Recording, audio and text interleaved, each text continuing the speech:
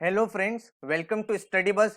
Cat 2020 की official answer की release हो चुकी है एंड इसके साथ ही आपकी भी रिस्पॉन्स शीट आ गई है, जिसका मतलब ये है कि अब आप चेक कर सकते हो जितने भी सारे क्वेश्चंस थे उनके करेक्ट आंसर्स क्या थे, आपने क्या आंसर मार्क करे थे, जिसके बेसिस पे आप अपना टोटल स्कोर अब कैलकुलेट कर सकते हो एंड उस स्कोर के बेसिस पे आपकी कितनी परसेंटाइल आ सकती है वो मैं आपको इस वीडियो में बता दूंगा, सो दैट आप बेटर तरीके से कॉलेज फॉर्म फिलिंग का प्रोसेस एग्जीक्यूट कर पाओ। So my name is Saurabh Kothari. Let's start. तो सबसे पहले भाई अगर आप देखोगे इन्होंने क्या क्या चीजें बोली हैं, कैट की जो ऑफिशियल आंसर की है उसमें हमें मेजरली तीन चीजें मिली हैं। एक तो जो करेक्ट आंसर्स थे, भाई कैट की बॉडी के अकॉर्डिंग क्या हर क्वेश्चन का करेक्ट आंसर था वो इन्होंने आपको बताया है। सेकंड, आपने क्या आंसर मार्क करा, आपने आंसर किया भी था कि नहीं किया था एंड क्या आंसर आपने मार्क किया था वो आपको मिल जाता है। And third, there is a objection form. Objection form मतलब मान लो आपको लगता है यार कैट ने जो आंसर मार्क किया है वो गलत है, मेरा आंसर सही था, तो आप ऑब्जेक्शन भी कर सकते हो। लेकिन एक बात ध्यान रखना, आपको एज अ स्टूडेंट ऑब्जेक्शन करने की नीड इसलिए नहीं पड़ती क्योंकि अगर किसी एक भी इंसान ने ऑब्जेक्शन कर दिया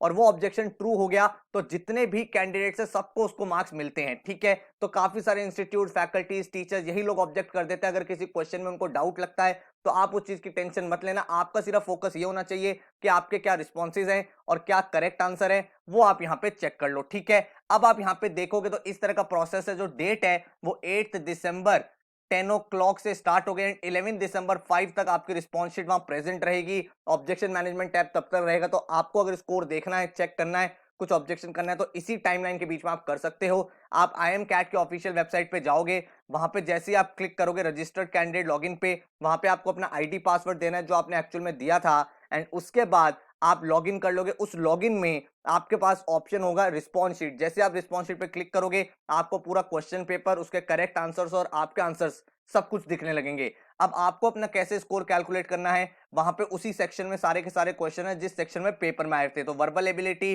देन आपके सामने एलआरडीआई, देन आपके सामने क्वांट्स का सेक्शन है। ठीक है, तो आपको अपनी मार्किंग स्कीम कैसे देनी है, अगर आप एक करेक्ट आंसर कर रहे हो तो आपको अपने आप को +3 देने हैं और अगर आपका किसी एमसीक्यू में गलत हुआ है तो -1 देना है। एंड अगर कोई नॉन एमसीक्यू क्वेश्चन था, मतलब टीटा बेस्ड क्वेश्चन था, तो उसमें सही के तो +3 देने हैं और गलत के आपको 0 देने हैं। देन आप वर्बल का स्कोर कैलकुलेट कर लो। सिमिलरली एलआरडीए में भी सही आंसर के +3 एंड अगर आपने एमसीक्यू वाला गलत करा है तो -1 कर देना एंड अगर आपने टीटा वाला गलत करा है तो उसके 0 मार्क्स दे देना। इसका ओवरऑल स्कोर कैलकुलेट कर लो। देन क्वांट्स की बात करें तो सेम फंडा है एंड यही प्रोसेस में आप क्वांट का स्कोर कैलकुलेट कर लो। देन तीनों का ओवरऑल टोटल कर दोगे तो आपके सामने कैट का टोटल स्कोर यहाँ पे निकल के आ जाएगा। ठीक है, अब इसके बेसिस पे आप क्या एक्सपेक्टेड परसेंटाइल देख सकते हो अपने एग्जाम में वो मैं आपको यहाँ पे बता देता हूं। तो अगर मान लो आपका ओवरऑल स्कोर भाई 110 के आसपास बन रहा है तो आप 99 परसेंटाइल एक्सपेक्ट कर सकते हो। देखो थोड़ा बहुत फर्क पड़ेगा नॉर्मलाइजेशन की वजह से, बट अब जो है बहुत ज्यादा चीजें नॉर्मलाइज नहीं होती हैं क्योंकि सिर्फ 3 ही स्लॉट में पेपर होता है। ठीक है, तो हम लगभग एक्सपेक्टेड परसेंटाइल ये देख सकते हैं। तो अगर आप 110 के आसपास स्कोर कर रहे हो तो 99 परसेंटाइल के आसपास आपका बनेगा। अगर आप ओवरऑल देखते हो 101 मार्क्स तो 98 परसेंटाइल के आसपास आप देख सकते हो। ओवरऑल 91 है तो 95 परसेंटाइल के आसपास आप देख सकते हो। अगर आपका ओवरऑल स्कोर लगभग 78 है तो आप 90 परसेंटाइल के आसपास एक्सपेक्ट कर सकते हो। 67 पे अगर आपका स्कोर बन रहा है ओवरऑल तो 85 परसेंटाइल एंड ओवरऑल अगर आप 60 स्कोर कर रहे हो तो 80 परसेंटाइल। ठीक है, और अगर आप इंडिविजुअल सेक्शन में देखना चाहते हो कि सेक्शन वाइज कितने नंबर पे क्या परसेंटाइल बनेगी तो वर्बल में अराउंड 42 43 पे 99 परसेंटाइल। अगर आप 38 मार्क्स देखोगे तो 98, 34 पे 95, 30 90, 27 पे 85 एंड 25 पे 80 परसेंटाइल।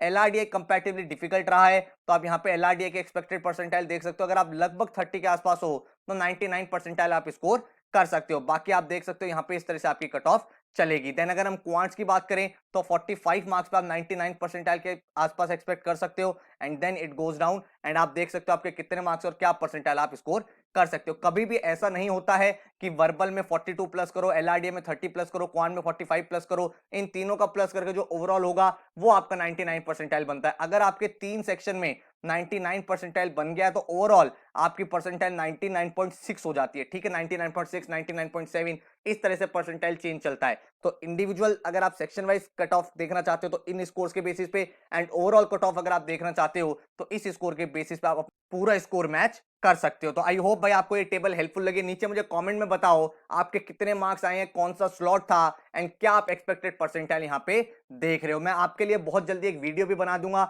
जिसमें किस परसेंटाइल पे आप कौन कौन से कॉलेजेस एक्सपेक्ट कर सकते हो उसकी पूरी लिस्ट मैं आपको प्रोवाइड करने वाला हूं, ताकि आप अगर आपने कॉलेजेस के फॉर्म नहीं भरे हैं तो उस लिस्ट के अकॉर्डिंग आप कॉलेजेस के फॉर्म यहां कैलकुलेट कर पाओ। ठीक है, एंड नीचे मुझे कमेंट में जरूर बताना क्या परसेंटाइल आपकी बन रही है, जिससे और ज्यादा हमें एक्यूरेट डेटा पता चल पाए। तो thank you so much, all the best and take care.